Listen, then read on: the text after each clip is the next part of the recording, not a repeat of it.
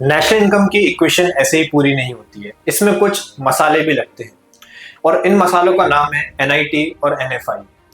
तो आइए आज जानते हैं हम दोनों को, जहां पे एक देश की टैक्स के बारे में बात करता है और दूसरा अब्रॉड से आने वाली इनकम। हेलो, मेरा नाम है Aryan Dubey and welcome to Fuke education. और आज इस वीडियो में हम जानेंगे एनएफआई और एनआईटी के बारे में। तो स्टार्ट करते हैं इस वीडियो को, जहां पे सबसे पहले जानते हैं कि एग्जैक्टली नेट इनडायरेक्ट टैक्सेस क्या होता है। Net indirect tax refer to the difference between indirect taxes and subsidies. तो दो चीजें हैं एनआईटी के अंदर भी, कि यहाँ पे एक आपका है इनडायरेक्ट टैक्स और दूसरा है आपकी सब्सिडीज। इन दोनों के बीच के जो डिफरेंसेस हैं, इन्हीं से हमें मिलते हैं नेट इनडायरेक्ट टैक्स की value. Indirect taxes are the taxes imposed on the production of sale and goods and services by the government of India, for example GST। यानी क्या होते हैं इनडायरेक्ट टैक्सेस? इनडायरेक्ट टैक्सेस जो भी production of cell होती है goods and services की, उस पे इन्हें इम्पोज किया जाता है। जैसे कि for example goods and service tax. Usually indirect tax जो है वो हमारे कंजम्पशन एक्सपेंडिचर पे लगाया जाता है।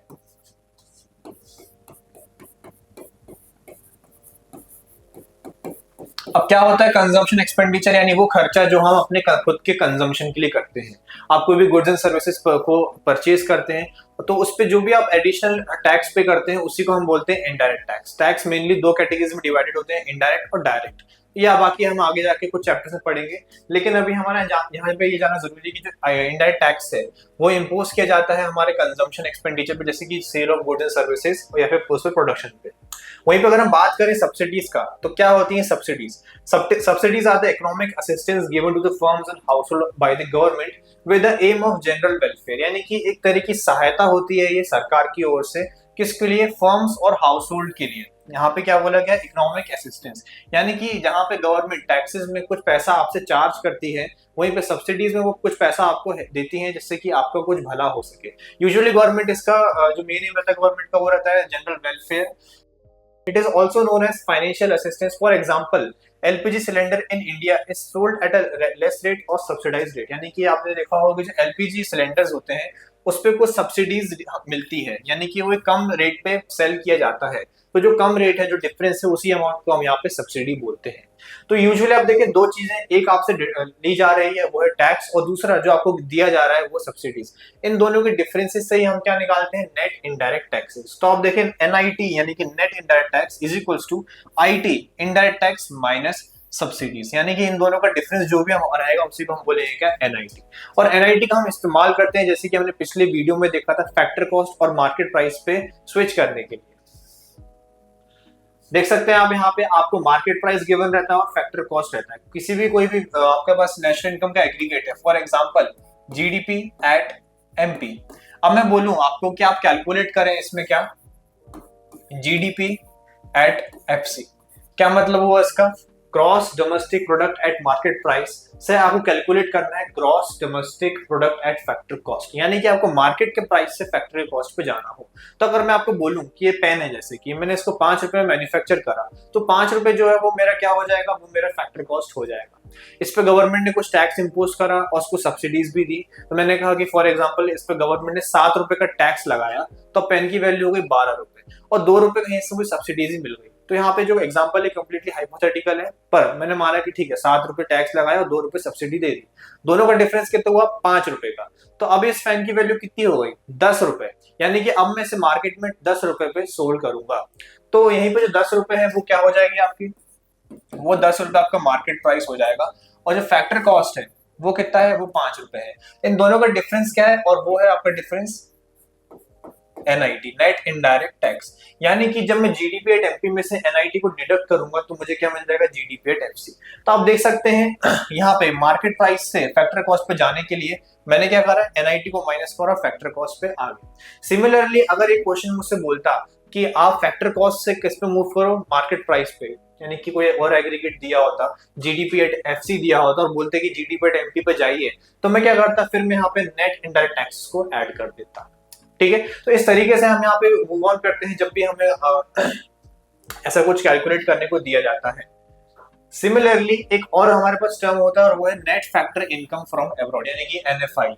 अब एनएफआईए का क्या काम होता है? एनएफआईए यानी यूजुअली जो हमने इनकम अर्न करी है अब्रॉड से उसके बारे में बात करते हैं। पर एनएफआईए कभी कभार हमें कैलकुलेट भी करनी पड़ती है, यानी क्वेश्चन में हमें एनएफआईए जो है वो डायरेक्टली गिवन नहीं रहती है। तो देखते हैं एनएफआईए कैसे यहाँ पे निकाली जाती है। It is the difference between factor income earn by a country from abroad और rest of the world and factor income paid by country abroad और रेस्ट ऑफ द वर्ल्ड। तो आप देखें अब्रॉड में जो भी हमने इनकम अर्न करी है वहां से और जो भी हमने वहां पे पैसा पे किया है उन दोनों का डिफरेंस जो है वही होता है net factor income from abroad. दो चीजें से बनता है, यानी कि एक जो हमने इनकम अर्न करी और दूसरी जो हमने इनकम वहां पे पे करी। फॉर एग्जाम्पल मैंने वहां पे अब्रॉड में कुछ 100 करोड़ रुपए पे करे, लेकिन मैंने वहां से 500 करोड़ रुपए अर्न भी करे। तो अब मेरी टोटल नेट इनकम कितनी हुई यहाँ पे? तो मैं 500 करोड़ में से 100 करोड़ माइनस कर लूंगा, तो यहाँ से कह सकते हैं कि 400 करोड़ रुपए की जो टोटल इनकम है वो मैंने यहाँ पे अर्न करी। तो net factor income from abroad हो जाएगी 400 करोड़ रुपए। तो इनकम जो होती है वो usually rent, wages, interest, salary और डिविडेंड्स और रिटर्न अर्निंग के फॉर्म में होती है। हम यहाँ पे जो इनकम अर्न करते हैं उसको बोलते हैं factor income earn from abroad. इसको आप शॉर्ट में भी बोल सकते हैं